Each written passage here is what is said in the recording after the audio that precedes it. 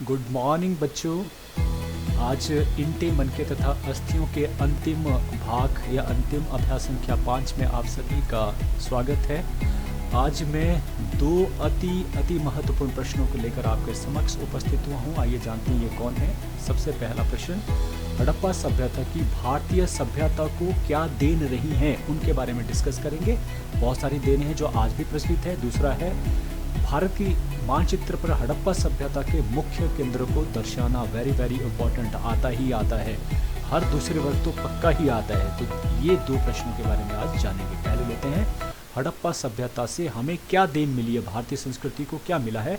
सबसे पहले नगर योजनाबद्ध ढंग से नगरों का निर्माण, योजनाबद्ध ढंग से नगरों का निर्माण। चंडीगढ़ अगर देखा जाए तो उस समय आज से 5000 वर्ष पहले ही मोहनजोदड़ो या हड़प्पा जो शहर थे वो इसी योजना के तहत जो बसे थे। तो ये हमने कहाँ से सीखा? हड़प्पा सभ्यता से। दूसरा, सड़कों और गलियों की उत्तम व्यवस्था। इन शहरों में गलियों की व्यवस्था कैसी होती है? छोटे घरों से छोटी नालियों, फिर बड़ी नालियों, फिर बड़े से, और इस प्रकार से आगे जाकर ये बड़े गंदगी के या नालों में जाकर जो मिल जाती हैं, ये भी सीखा। सड़कें चौड़ी होनी चाहिए, समकोण पर कटनी चाहिए ताकि जो हवा लगने पर अपने आप साफ़ सुथरी हो जाएं। तो ये सारी चीज़ें जो है वो कहाँ से सीखी? हड़प्पा सभ्यता से। तीसरा है, ग्रहों और नक्षत्रों का सही गणना। उस समय भी लोग जो है ग्रहों और नक्षत्रों के हिसाब से ही जो है सही गणना कर देते थे हर तरह से। तो आज भी ये गणनाएं जो है उसी प्रकार से प्रचलित हैं। चौथा आता है, व्यापार के लिए बैलगाड़ियां और नावों का प्रयोग। आज भी बैलगाड़ियों का इस्तेमाल सामान ढोने के लिए किया जाता है। कहाँ से सीखा? हड़प्पा से। नावों का प्रयोग, किश्तियों का प्रयोग, ये भी हड़प्पा से। पांचवा आता है, कपास की खेती, जिसके लिए विश्व भर में प्रसिद्ध था ये संस्कृति। तो ये भी कहाँ की देन है? हड़प्पा संस्कृति की। छठा है, शतरंज का खेल, वेरी इंपॉर्टेंट। शतरंज का खेल ये भी कहाँ से सीखा? हड़प्पा सभ्यता से, क्योंकि ये लोग शतरंज खेलते थे।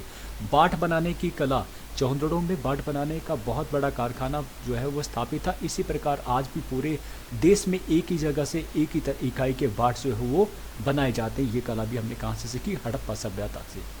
आठवां, स्त्रियों के श्रृंगार, चाहे उनके जो है पहनने के कपड़े हों, उनकी धोती या उनका जो है लहंगा, ये वहीं की जो है व्यवस्था है। उनकी हार, जो रानी हार है, वो आज बहुत विख्यात है। तो बहुत सारी चीज़ें आज भी उसी तरह से प्रचलित है। चरखा और आटा पीसने की चक्की जो नदियों किनारे बनती थी, ये भी किसकी देन है? हड़प्पा सभ्यता की।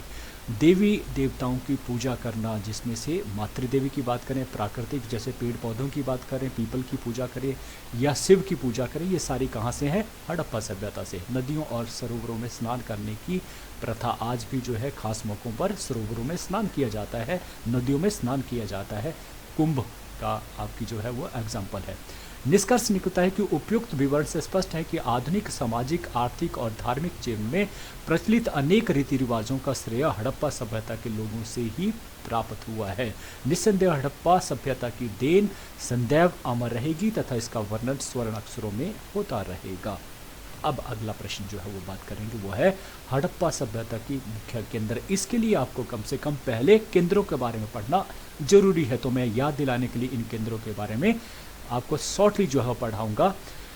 लगभग 1000 केंद्र जो है इस सभ्यता के मिल चुके हैं, लेकिन हम कुछ ही केंद्रों के बारे में बात करेंगे जो इंपॉर्टेंट है। हड़प्पा सबसे बड़ा शहर, ये पहला शहर था जिसे मिला था पश्चिम पंजाब में, मोंटीगोमरी जिला, रावी नदी के किनारे पर स्थित पाकिस्तान में। मोहनजोदड़ो सिंध प्रांत, लरकाना जिला, पाकिस्तान में मिला है। और विशेषता क्या है? यहाँ पे ग्रेट स्नानागार भी मिला है, कांस्य की नर्तकी की मूर्ति भी मिली है। इसके लिए मोहनजोदड़ो जाना जाता है। चौंदड़ो सिंध प्रांत पाकिस्तान में स्थित है और विशेषता है मनके बनाने, शंख बनाने, धातु करम, मोहर बनाना, बाट बनाना, ये सभी के कारखाने जो है वो चौंदड़ो से प्राप्त हुए हैं। कालीबंगा जो भारत में राजस्थान प्रांत, जिला गंगानगर, ये भारत में स्थित है। काले रंग की चूड़ी के कारण जो है कालीबंगा नाम पड़ा। लोथल गुजरात प्रांत, जिला अहमदाबाद, भारत में स्थित है और ये बड़ी बंदरगाह के लिए, जहाँ से अरब देशों के साथ व्यापार होता था, उसके लिए जाना जाता है। धौलावीरा प्रांत गुजरात, भारत में ही स्थित है और ये भवन निर्माण कला, जल निकासी और मनके बनाने के लिए धौलावीरा प्रसिद्ध था। रोपड़ ये पंजाब, जिला रूप भारत में स्थित है और बनावली ये राज्य हरियाणा, जिला हिसार, भारत में स्थित है। विशेषता है मोहनजोदड़ो नगर की तरह सुनियोजित ढंग से ये बसा हुआ था।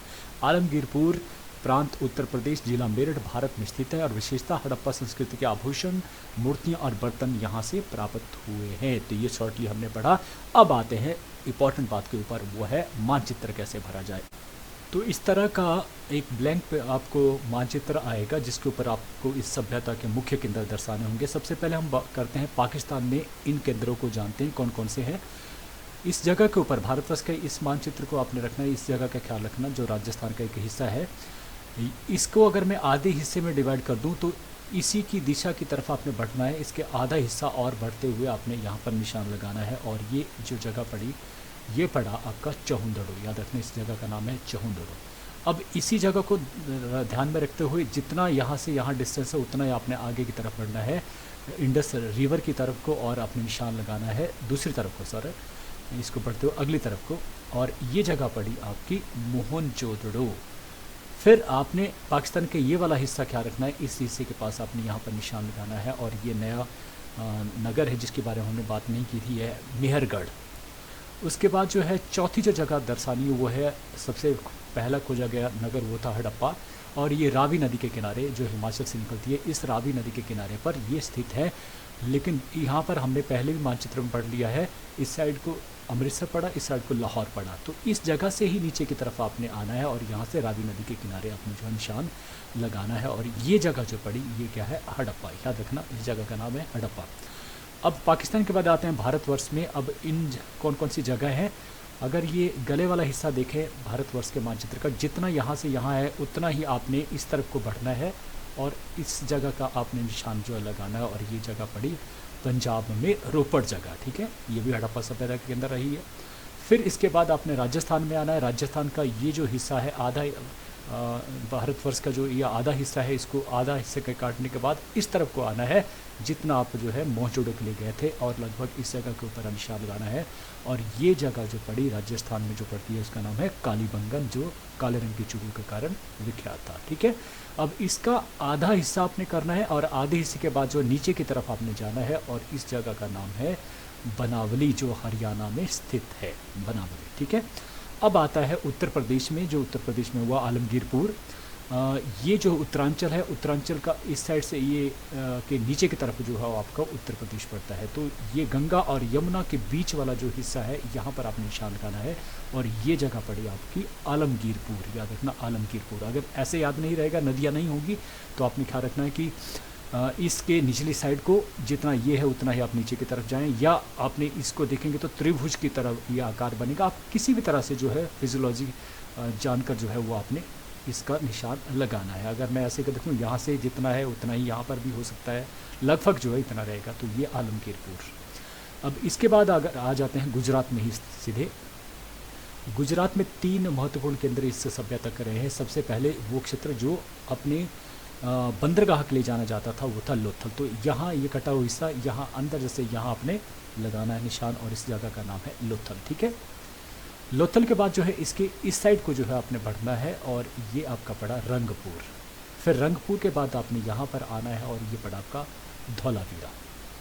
लोथल, रंगपुर और धौलावीरा यहाँ देखते हुए आपने गुजरात की जो स्थिति उसको देखते हुए आपने जो करना है, फिजियोलॉजी जैसे बता रही है। ये आपका पड़ा लोथल, ये आपका रंगपुर और ये पड़ा आपका धौलावीरा। अब इतने निशान लगाने के पश्चात अब हम एक एक करके जो है सभी के बारे में जानते हैं कौन कौन सी जगह है। सबसे पहले ये क्या था, ये चौहंदड़ो। साथ बोलते रहेंगे, चौहंदड़ो बिल्कुल सही है, बोलेंगे साथ में, यस शाबाश। ये क्या है, यस मोहनजोदड़ो।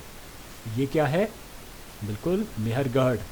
ये क्या है, हड़प्पा, बिल्कुल सही बोला। तो ये चारों जो है पाकिस्तान में। अब आते हैं भारतवर्ष में। ये जगह, इस जगह का नाम क्या है, यस रोपड़, बिल्कुल ठीक है। ये क्या है, यस बनावली। ये क्या है, बिल्कुल सही, कालीबंगा। ये क्या है, सही है, आलमगीरपुर। अब यहाँ पर क्या है, धौलावीरा, शाबाश। ये क्या है, लोथल और ये क्या है, रंगपुर, ठीक है। अब इन जगहों के नाम लिखने के पश्चात अब हम देखेंगे कि इस जगह का अपना एक क्षेत्र है। अगर देखूँ मैं तो यहाँ से इस तरह से आपने एक रेखा जो खींचनी, जो मेहरगढ़ को बीच में रखते हुए सारे क्षेत्र उसके बीच में रहने चाहिए। और यहाँ से इस जगह से करते हुए मैं यहाँ से जाऊँगा और ऐसे करते हुए इस जगह को इस तरह से ऐसे मिलाऊंगा। फिर से देखिए, ऐसे जाऊँगा मैं और यहाँ से इस तरह से और इनको सभी जगहों को लेते हुए ऐसे और इस तरह से 3 बनाते हुए यहाँ पे आऊँगा, और ये क्षेत्र जो है पड़ गया आपका इस सभ्यता का। ठीक है, इसके बाद अब मैं कुछ नाम जो लिख लेता हूँ, जिसमें सबसे पहले आता है अपना भारत देश, फिर आता है हमारा चीन, फिर आता है पाकिस्तान, फिर आता है आपका नेपाल, फिर आपका भूटान, फिर आपका बांग्लादेश, फिर आप म्यांमार, और फिर जो है खाड़ी की जो है अरब सागर की, और यह आएगा बंगाल की खाड़ी, और नीचे की तरफ पड़ता है आपका हिंद महासागर। मैं ज़्यादा समय नहीं लूँगा क्योंकि ये चीज़ें मैं पहले भी पढ़ा चुका हूँ। तो अरब सागर, बंगाल की खाड़ी, पूर्व की तरफ बंगाल की खाड़ी, और पश्चिम की तरफ अरब सागर, नीचे की तरफ हिंद महासागर, और एक देश रह गया था, इसका नाम है श्रीलंका। अब इनके नाम देखिए, जब इनके नाम लिखेंगे तो छोटे अक्षर में, और देशों के नाम थोड़ा बड़े अक्षरों में लिखना है, और भारत उससे भी थोड़ा बड़े अक्षर में। अब आता है थोड़ा सा और काम जो यहाँ पर रह गया था, क्षेत्र को बताने का।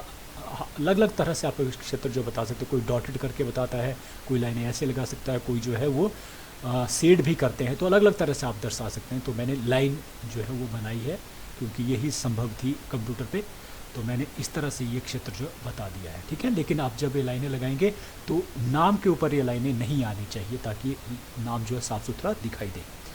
अब इतना करने के पश्चात अब हमारे जो है थोड़ा सा और काम रह जाता है। एक इस तरह का बॉक्स बना होगा, 2 या 3, आपने पहले और दूसरे बॉक्स में काम करना है। पहले बॉक्स में निशान लगाना, जिस प्रकार से आपने गोला जितना यहाँ पर लगाया उतना ही आपने यहाँ पर लगाना है। फिर दूसरे में आपने क्या दर्शाया, इस तरह की लाइनें, तो सीधी लाइनें आपने नीचे को जो है वो दर्शानी है इस तरह से। ठीक है, तो ये जो पहला हमने जो निशान लगाए वो लगाया अपने इस सभ्यता के जो केंद्र रहे हैं या फिर जो नगर रहे हैं, तो उस तरह से आप लिखेंगे हड़प्पा सभ्यता के नगर, और इससे हमने दर्शाया है, ये क्षेत्र दिखाया गया है कि इन क्षेत्र के ऊपर ये सभ्यता फली फूली, तो हड़प्पा सभ्यता का विस्तार या क्षेत्र। ठीक है, तो इस तरह से हमारा जो मानचित्र का कार्य है वो पूर्ण होता है। अगर आपको नहीं आता है, आप बार बार इसको जो है रिपीट करें, ध्यान से सुने, और 5 नंबर आपके कहीं नहीं जाते हैं।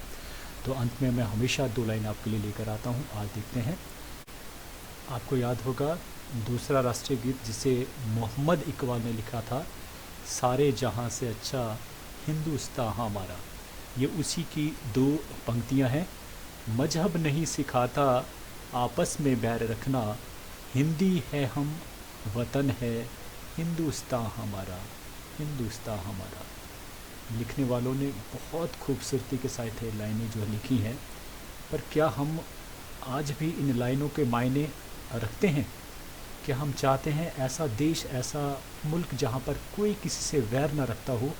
तो सही मायने में वो देश तरक्की करे ना करे, लेकिन वो स्वर्ग से कम नहीं होगा, ऐसा मैं मानता हूँ। आप ऐसे देश या ऐसे भविष्य की कामना करें। आप आने वाली पीढ़ी हैं। इन्हीं शब्दों के साथ आपने आज मुझे फिर से बड़े ध्यान से सुना, उसके लिए आप सबका बहुत बहुत धन्यवाद। Thank you.